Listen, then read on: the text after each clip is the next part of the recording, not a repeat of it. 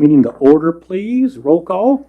Walter. Here. Myers. Here. Howard. Here. Redmond. Here. Thompson. Here. Please join me for the Pledge of Allegiance. Pledge allegiance to the flag of the United States of America and to the republic for which it stands, one nation, under God, indivisible, with liberty and justice for all. All right. Good evening, everybody. Excuse me. Okay. Do we have anybody signed up for public comment this evening? We have Craig Lovelace here from the hospital. Come on up to the podium, sir.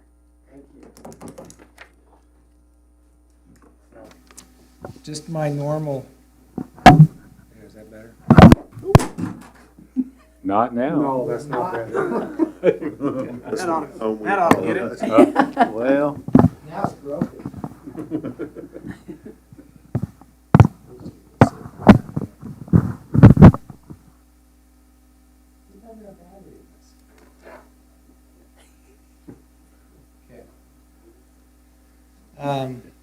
All right, so we've got our year-end numbers draft, and I'll stress the fact that this is. do we need to get a different mic up there? Is it working? Yeah. Okay. Sorry for breaking your equipment. We have room for tape We in the have to put budget. another That's line item in the hospital budget, fix repairs.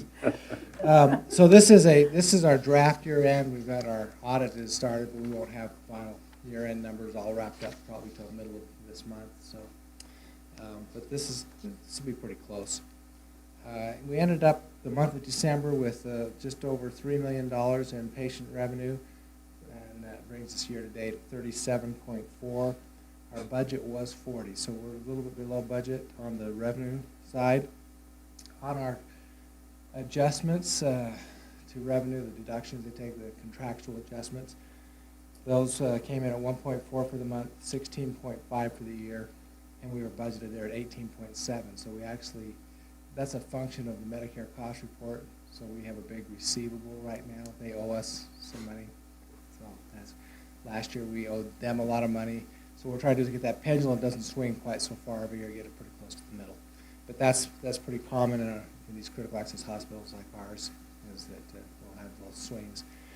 So what that really does, though, brings us to a net patient line of about 1.6 million for the month, 20.9 for the year, and that's just under budget of 21.4 for the year, and then total income for the year of $21.1 million with all the other adjustments. So we are just about, just under 2% below budget. When you get the expense side, we did better on expenses, so total revenue, we're okay. Good. We get down on expenses, salaries, we've talked about before, $820,000 for the month. We did have 3 payrolls, so that's a little bit higher than normal. There was 3 payrolls in December. And we also, for the year, we're at $7.8 million. Total employee-related expenses, the benefits and whatnot, is $1.1 million for the month, $10.2 million for the year. So that's to take care of our employees, which is about 50% of our total expenses is employee-related. Total expenses for the year are $20.1 million, and I've got a little report here just wanted to share with you. When you look at hospitals nationwide, so this is a study just put out by the Becker's Hospital Review. They looked at 5,960 hospitals across the nation. Average expenses, operating expenses per month, range from $70 million in the state of Wyoming to $500 million in New York for an average hospital. So for the state of Kansas, we're on that lower end. We are daily expenses, this is per patient day, so to have a patient in the hospital is about $2,200. That's what it costs us to have a patient in the hospital. And the average for the statewide is about $77.1 million for the year. So our total expenses of 20, we're on the lower end of those averages, but some of these hospitals, KU Medical Center, pretty big. Yeah. For the hospital out here, so we do all right. So on our expense side, like I say, we're doing pretty well on that side of the ledger. Total expenses then, after that, we have the operating income, 340B, and our tax dollars, 340B was for the year 1.2 million, tax dollars about $660,000. Gives us a total non-operating revenue of 2.1 million for the year, and a total net income after all adjustments of 1.7 million for the year. So looks like we had another pretty good year. As I've explained to my board, 2021, we had a large amount of COVID dollars that were included in the budget. 2022, which we've just completed, we also have still some of those remaining COVID dollars. 2023, there will be none. We'll have used them all up. So, yes, nice to have a $2 million profit, but recognizing that's about the amount we have for COVID dollars. So, 23 is going to be, we have to really pull on our belts. Days cash on hand, we're sitting at 246 days cash on hand. Our average daily census for the year is running at 3.86 in the hospital, 3.86 patients per day. ER visits about 7 a day. Total ER visits for the year were 2,556. We ran clinic visits close to 18,000 this past year. So for people who use both the specialty clinic and the daily primary care clinic. Good. Okay. Last thing I wanted to really just give you an update on is staffing and turnover. I think I've reported this to you before, but we have nationwide for the last 2 years, post-COVID, turnover rate in healthcare is about 25%. So that's 1 in 4 employees leaves you every year. Pretty significant. We had, for the year of 2022, 41 new hires, new positions that we hired and filled, 25 terminated. So you see we came into the year with a fair amount of open positions that we able to close that gap quite a bit. Our turnover rate hit 22%, which is still a little more than 1 in 5 employees. So better than the national average. I'm still not getting excited and writing home about this one. It's something we still want to work on. We spent a lot of time on retention and trying to keep our employees satisfied, but there's still a bit of the burnout that they refer to, from COVID. We currently have 4 open positions at the hospital: night shift RN, night shift ward clerk, full-time rad tech, and EVS technologist. So still have some work to do there, but that's a much better number than we've had in the past. So we think we're getting that gap closed. And then the final report for you tonight is just reviewing our strategic plan. We're getting prepared to roll out the next year. This is a 3-year plan. So at the end of year 1, we're at a 61% overall completion rate. So we're well ahead of our plan. So we'll be tweaking that, and that's more opportunities to do more. Just a reminder to everybody, the pillars we're working on investing in our core services, taking care of our employees, so employee engagement, and quality and customer service. And then our final one was working on our core structure, our cost structure, trying to keep those expenses, and that's going to be another big piece, as I've just told you, moving forward. So that concludes my report. A little more than 5 minutes. Any questions anybody has, I'd be happy to answer. Okay. Thank you for letting me present a little bit. We'll see you next month. All right. Great. Thank All you, right, Craig. thanks. Thank you.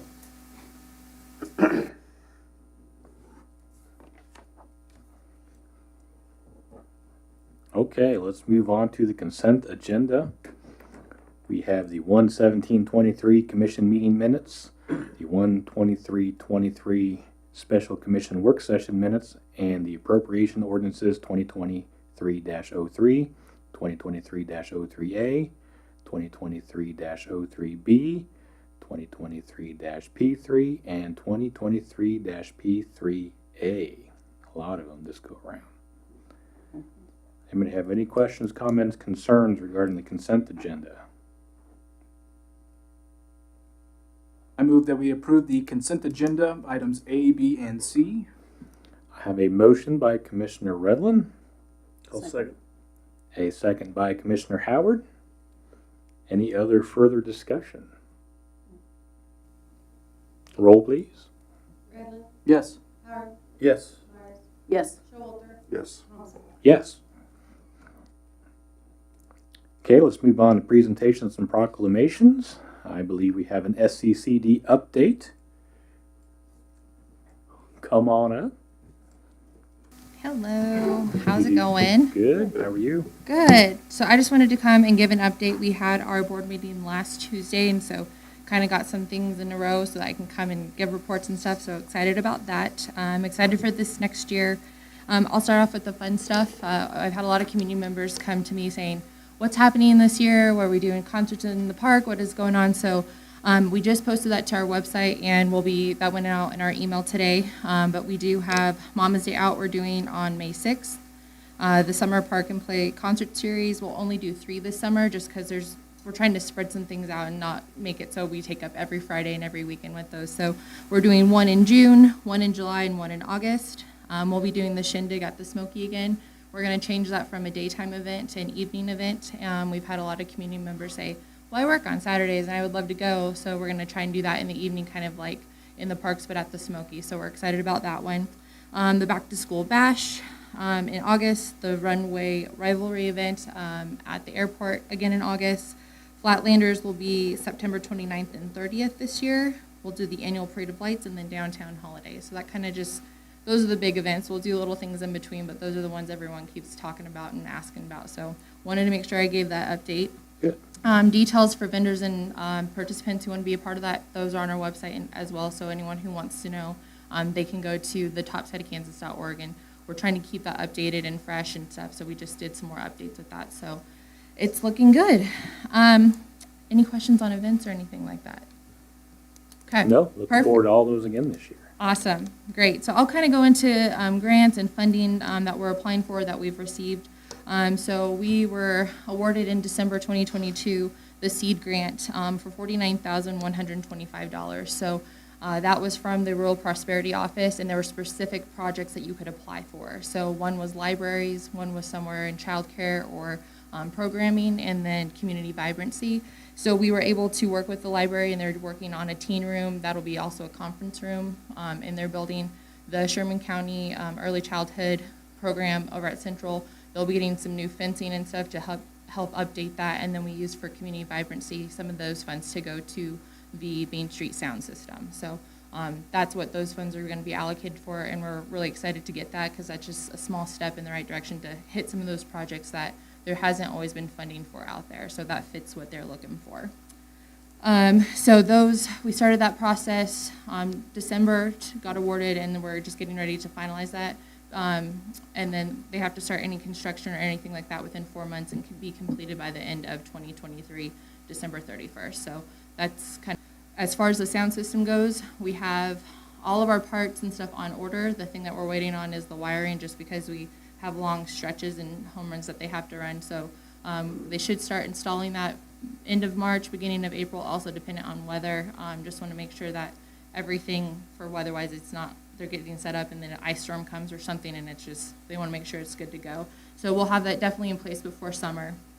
The other grants that we have applied for, well, in partnering with the city base grant, we submitted, I think, at the end last Tuesday as well. So that went good. We worked with Brenna Henry on that, and I think we have a good shot. I think the grant that we put together and reconfigured some things, and I think it really kind of shows what the needs are here for that. The other one that we're resubmitting, and I know you will be talking about that later, is the MIH grant resubmission. So that is the housing, moderate income housing application we put in September.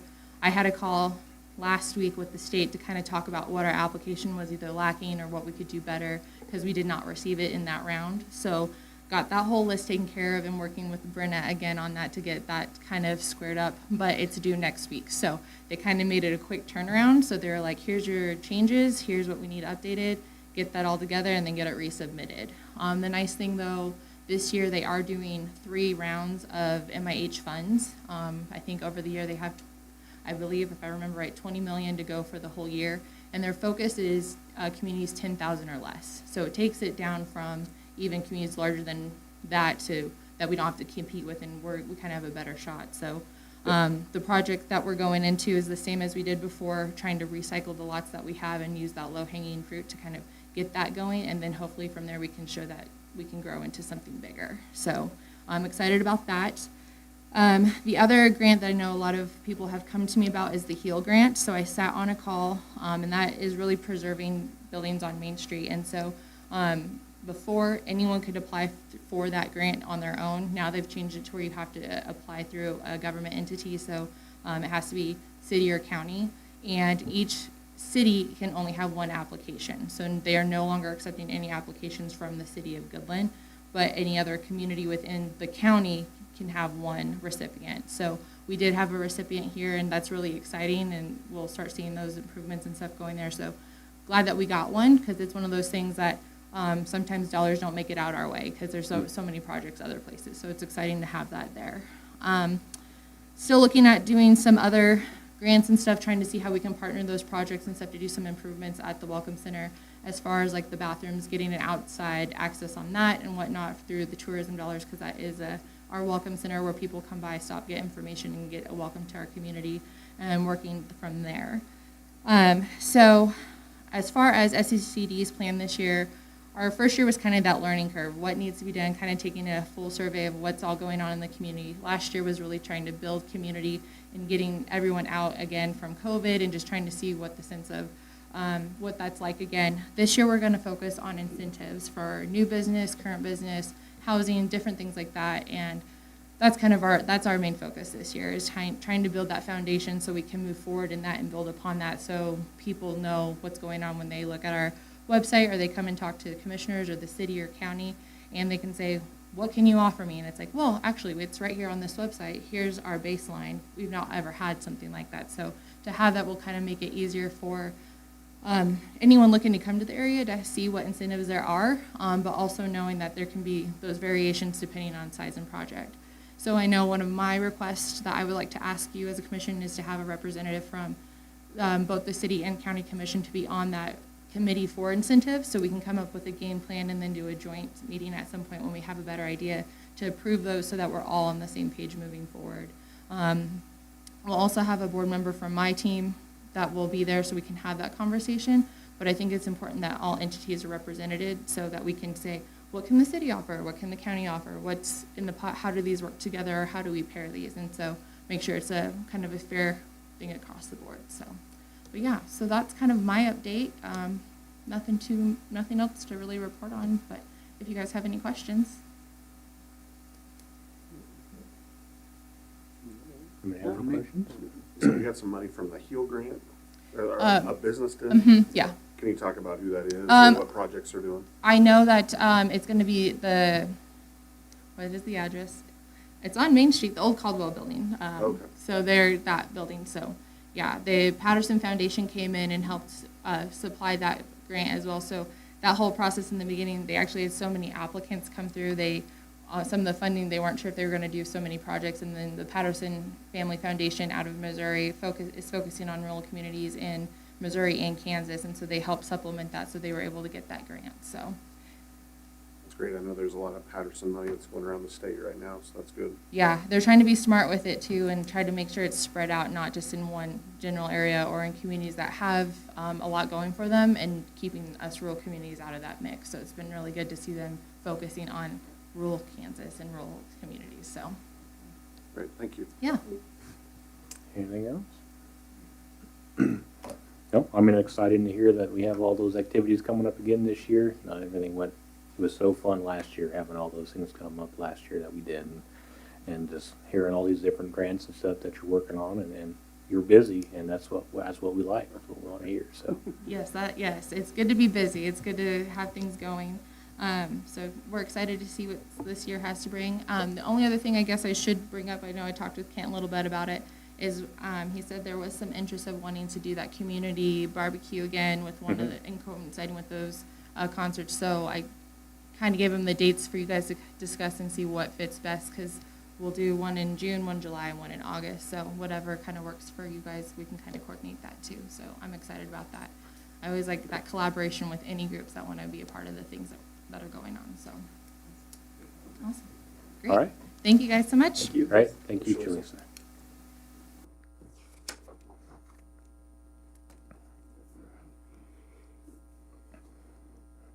Okay, let's move on to ordinances and resolutions, starting with A, Resolution 1610 regarding the gap waiver for 2023. Does anybody have any questions, comments, or concerns regarding this?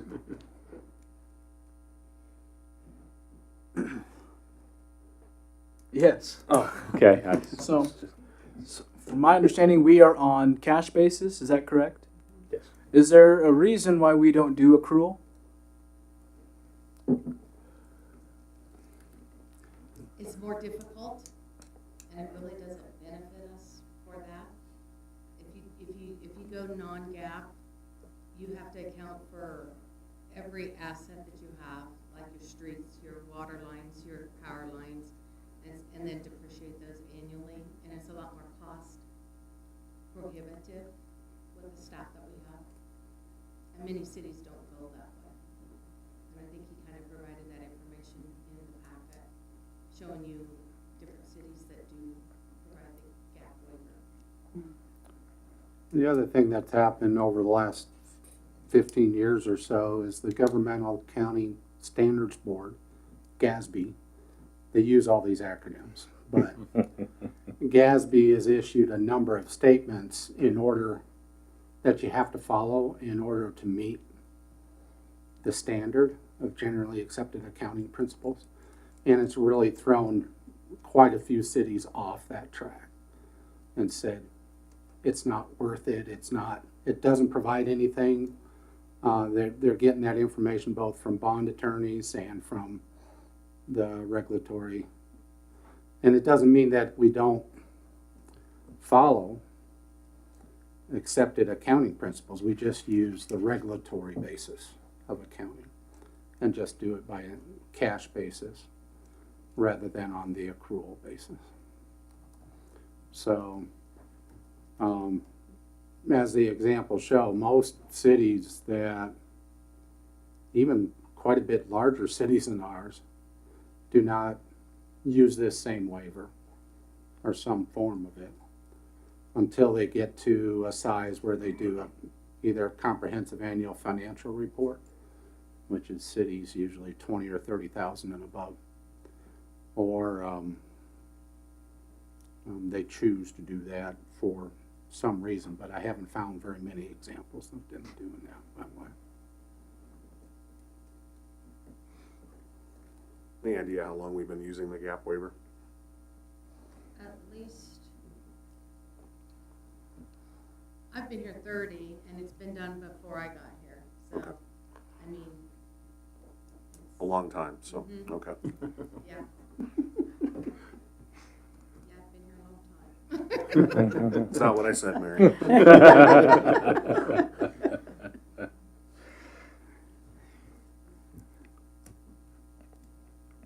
I guess I understand why we don't follow the GAAP specifically.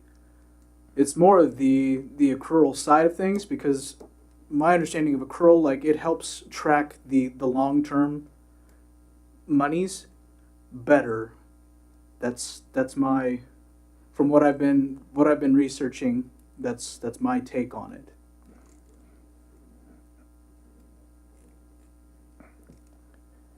And I think that is generally, if you want to go that route, that's kind of the main reason. You get a more accurate representation of what your valuation and stuff is, and also what your long-term, debits and credits, whether it be loans or, everything has to be accounted for a little more specifically than we do now. That's kind of, that I feel like is never a bad thing, It's transparency in my eyes. but at the same time, it is also I assume, at least initially, once you got everything set up, it probably wouldn't be as much work, but the initial work would be pretty tremendous to switch things over, which is kind of why I have never pressed it too much. You're welcome. Yeah. But it is something that I always think about and consider every year when this comes around. You know, and every year I always ask.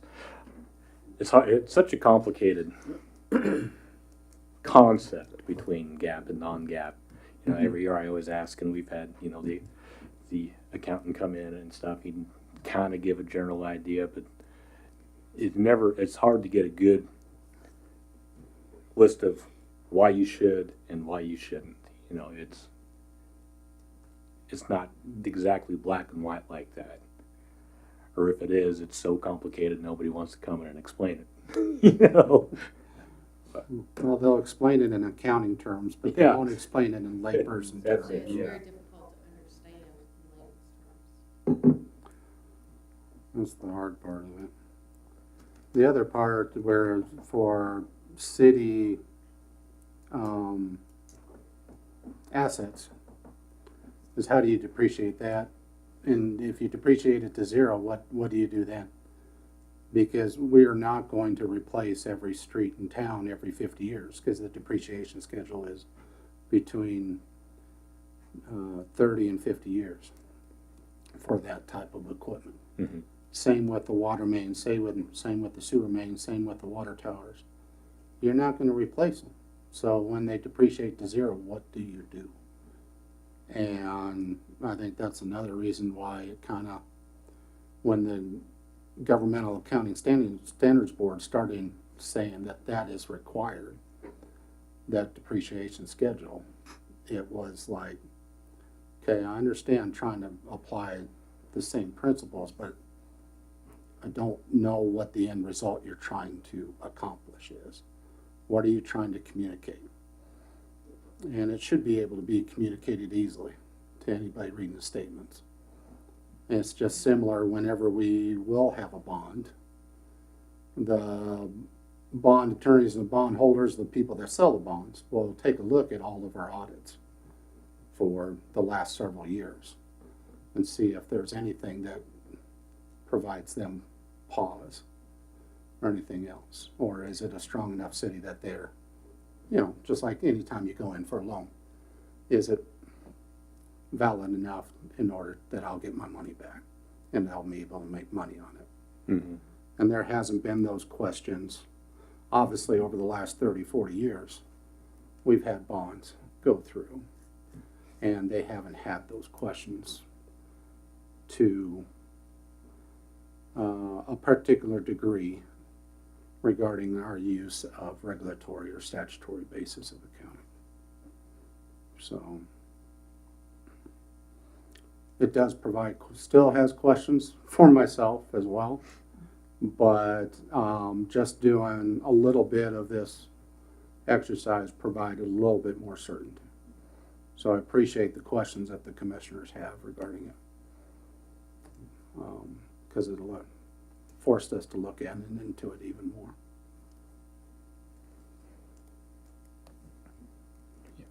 Any other questions? Does our accountant make a recommendation either way? Do they recommend that we approve the gap waiver, or does it matter to them? I don't believe they do. They don't make a recommendation. They will say that gap will cost more on an annual basis in order to complete the audit.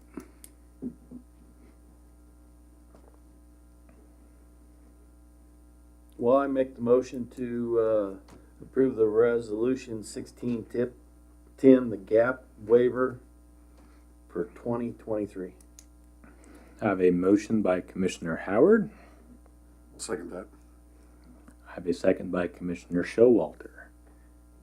Any other further discussion? Roll, please. Redmond, Yes. Myers, Yes. Howard, Yes. Showalter, Yes. Thompson. Yes. For another year. You're welcome. Okay, let's move on to resolution 1611, designating our depositories. Kent? I would defer to Mary. She can say it quicker than I can. This is this annual resolution that's brought to you where we're required by statute to designate our depositories. And the resolution spells out where our funds are deposited and the banks that they're deposited in. Pretty straightforward. Have any questions regarding this one? I move that we approve resolution 1611. I have a motion by Commissioner Redland, Second. second by Commissioner Myers. Any other further discussion? Roll, please. Myers, Yes. Howard, Yes. Redmond, Yes. Showalter, Yes. Thompson. Yes. Okay, and now we have resolution 1612 regarding the moderate income housing grant application for 2023. Mayor, members of the commission, and Jaleesa mentioned this earlier during her quarterly report, in that there will be multiple grant cycles for the MIH, Moderate Income Housing, grant application, which will be through the Kansas Housing Resources Corporation. And this application is due by February 17th, 2023. As part of that, they had requested a new resolution from the city commission, even though we had completed, you guys, all the members of the commission approved the previous resolution in the fall of 2022. They wanted a new resolution this round. And it gives some information regarding it, as far as there will be 3 lots that will be under consideration as part of the grant application. And it's 3 vacant lots. Is there anything else you wanted to add to that, Jaleesa? Like I said, on this application, it was really nice. So the state's working with each applicant that's applying to make sure their application is strong and that it is more so approved than not approved. So by us going through this process and using the notes that they have, they're actually working with us one-on-one to review it before we submit it. So the likelihood is higher for us to get it.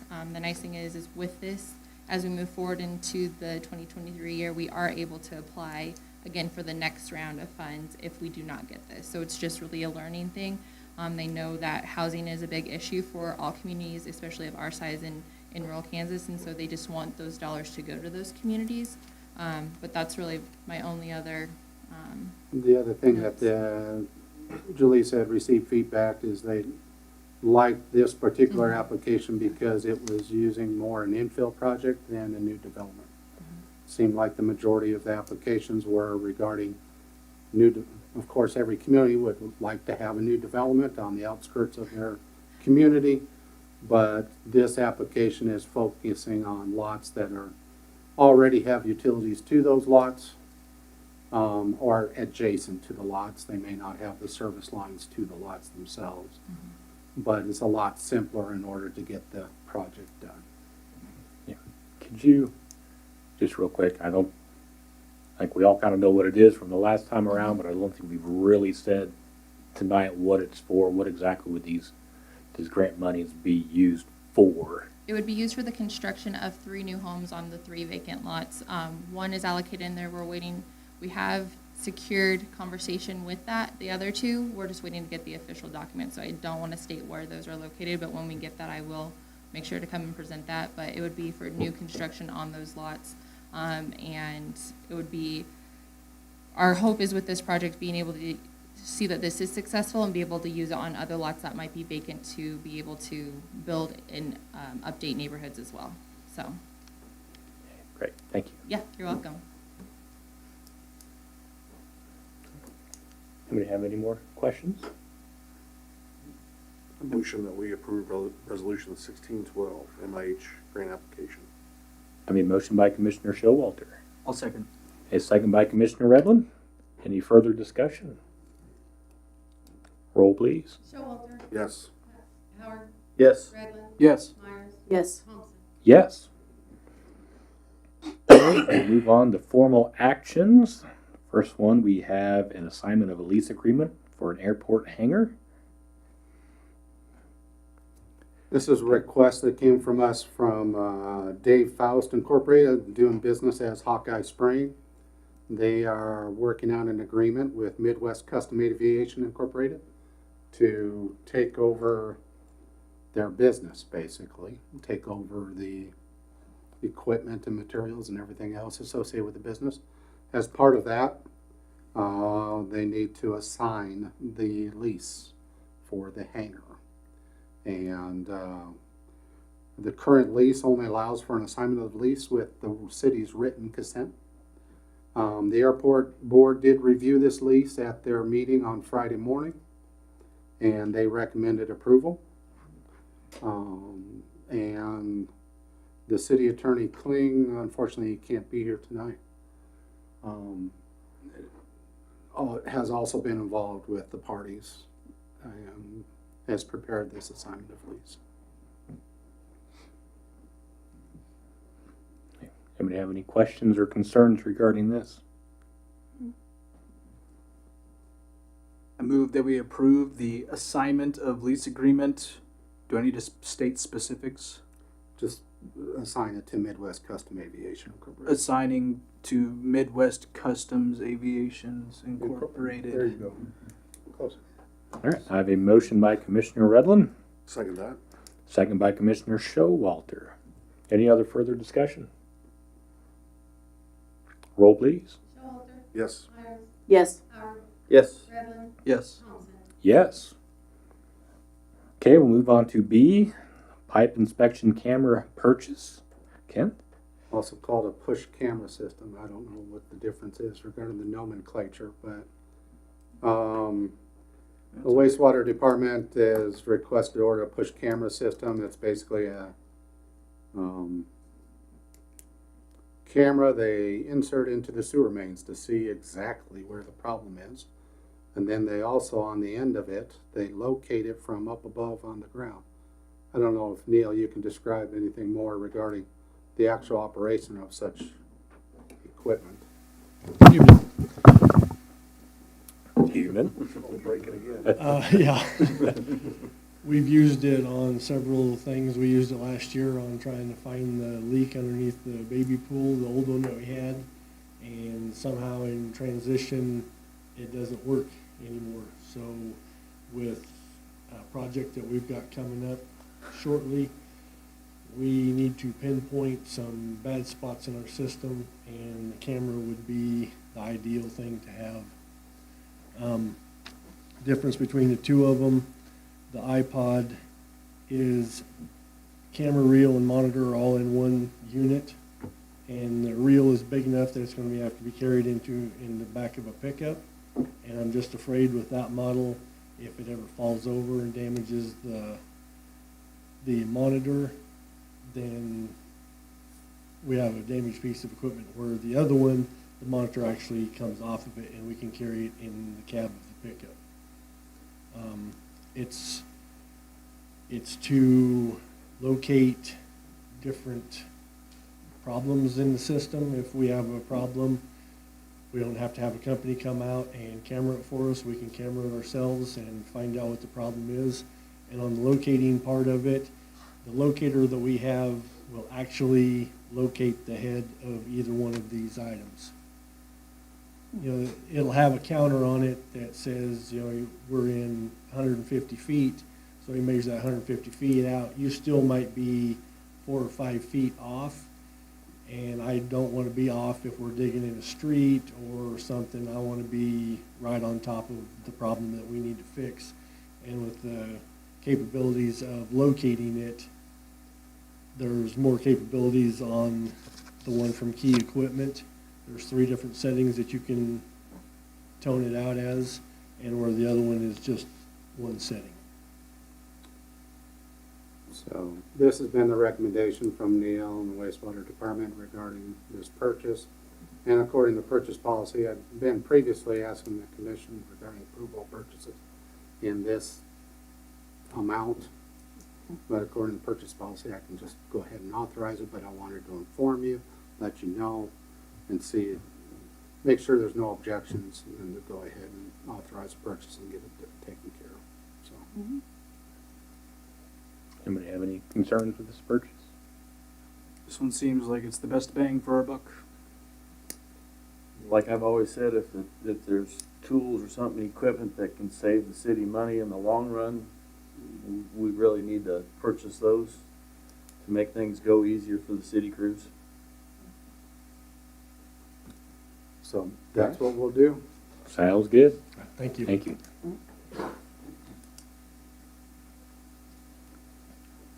Okay, let's move on to discussion items, starting with the reappointment to the airport board of Jonathan Collette. He actually is part of the operation that is the fixed-based operator for the airport, so I think he's an important appointment to the airport board, so.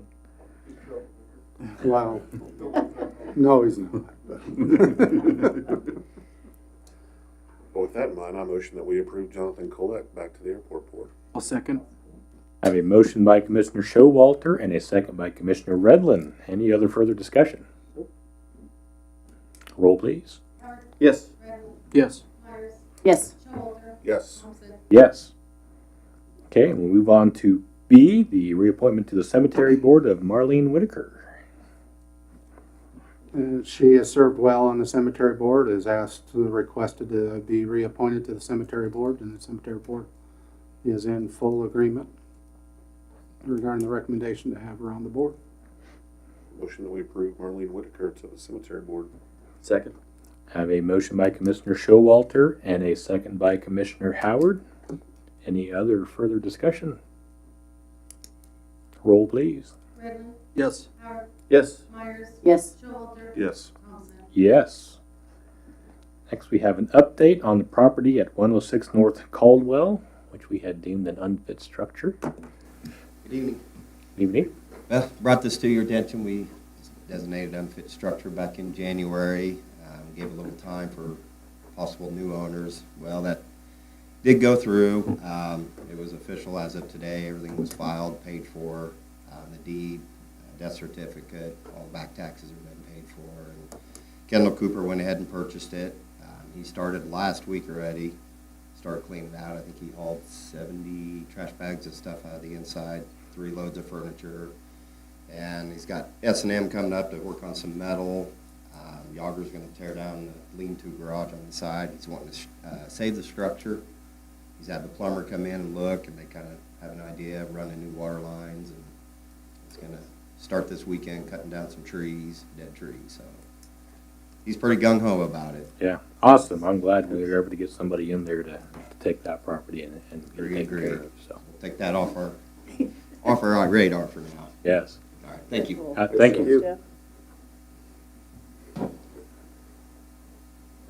Okay, and then we have joint meeting request with the county commission. Just a possible date of March 23rd to have a joint meeting with the county commission and possibly invite a member of the housing board as well, but not the entire board, just a member or two. But wanted to see if that would work or if another date would be preferred. You said March 23rd? Yes, sir. What day of the week is that? Thursday.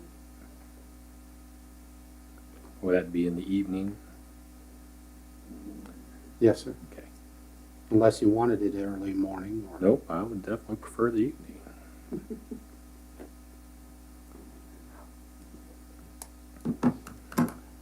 I don't see a conflict on my end for that day at the moment. I can make that one At this work. point, I'm okay. I could probably swing, but yeah, we'll be okay. I'll figure something out. All right, well, let's go ahead and move forward with that date if everybody's okay with it.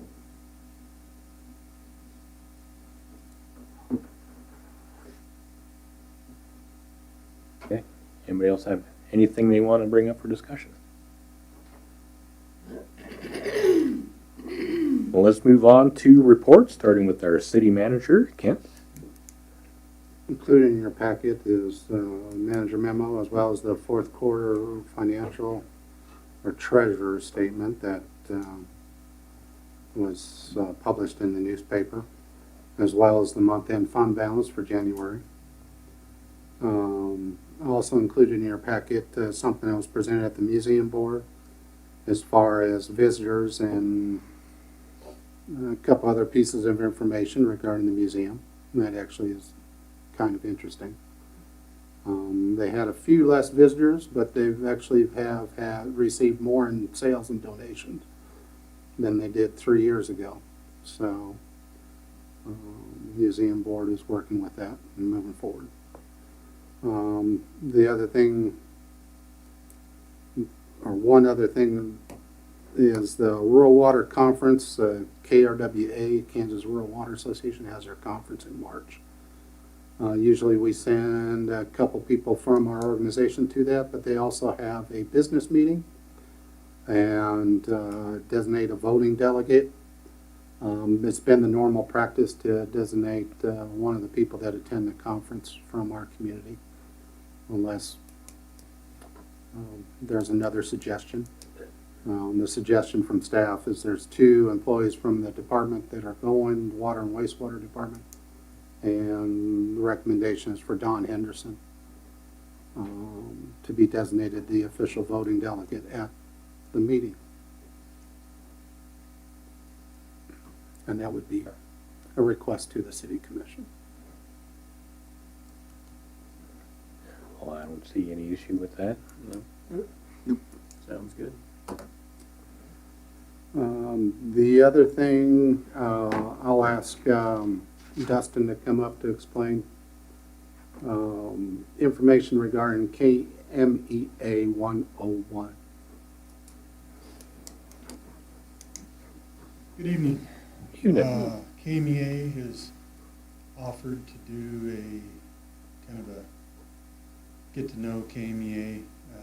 They usually do it in Overland Park, but been concerned that Western Kansas is kind of getting left out. That's quite a travel for a 4-hour session. So Russell, Garden City, and Goodland would like to get either commissioners and employees together to do. It's about a 4-hour session, just to get to know the workings of KMEA. And I told Kent with the upcoming contract talks within the next few years between KMEA, Sunflower, and Goodland, it'd probably be a good idea to have some commissioners kind of sit through, just kind of know what you're kind of dealing with. So they're going to be coming here for. Whether it be Russell, Goodland, or depends on how many people we get that are interested, and to see where that would be held. So, and when it's held. I currently have Chris Douglas. He's in the APPA Public Hire Manager program. He will be at KMEA 101. He leaves tomorrow and will be in Overland Park Wednesday and then back on Thursday. But that's something that was required with that program, is that he has to go to Kansas City for that. But there's a chance we could get somebody out here depending on how many people we have, or a lot closer to Goodland than Overland Park. So I think it'd be good to have the people that lead the community understand what public fire is about. Yeah, I agree. Yeah. That'd be great for all of us to be able to attend if we could. Like I said, especially what you said with the upcoming contract that'll be coming up in a few years, to just get a better understanding of how everything works and goes. I'll talk to Paul Alberg, President of KMEA, and tell him that we have considerable interest, and see if we can get, a date here or somewhere close. And then I'll see what works for everybody and see what we can do. Sounds good. Okay. Yeah. All right, great. Definitely. Thank you. Thank you. Thanks.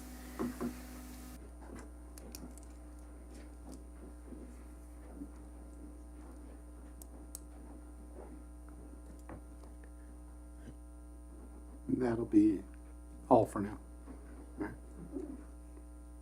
Okay, anybody have any? What does that mean about the meeting this holiday next time? Next time, the meeting will be, if it's all right with the commission, will be on Tuesday, Tuesday. February 21st, instead of Monday, February 20th. Okay. Okay. We can swing it. Sorry.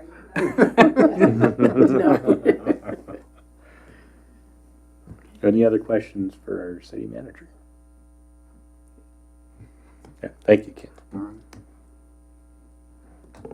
Okay, move on to city commissioner reports. We'll start down here on my left today with Commissioner Redland. Nothing to report. I do think we should circle back at a later date and talk more about the cash basis and accrual. Because they function out of the GAAP. You don't have to. You can have cash basis accounting or accrual accounting. You don't have to follow the GAAP guidelines, which is a lot of the headache that they're talking about. So I do think that is something we should look at in the future. I think maybe we could find somebody who is well versed, maybe would be willing to come in and speak to us about it and the differences and positives and negatives, and Sure. see if they can help us understand it all a little better. But Yeah. I would not have anything against that, for sure.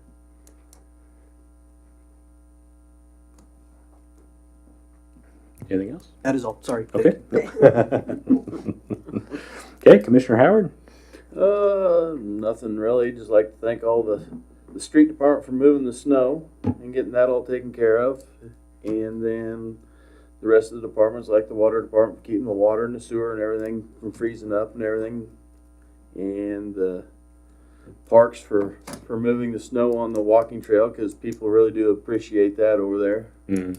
There's a lot of people that use that, and the office staff for doing what they do best, of sending out all them bills that everybody hates to see every month. So that's all I got. Okay, Commissioner Myers? Nothing at this point. Commissioner Showalter? Just want to thank Neil for all the work he did getting the bids together for those cameras. There's work that is involved in that, so thank you for putting that all together for us so we could make a decision on that. That's all I have. Okay, I have nothing more to add this evening, so I would entertain a motion to adjourn at 5:52 p.m. So moved. I thought maybe everyone would hang out. I'm just glad it Motion was- by Oh, yeah. Commissioner Howard, do I have a second? I'll second. Second by Commissioner Redland. All in favor say aye. Aye. Thank you, everybody.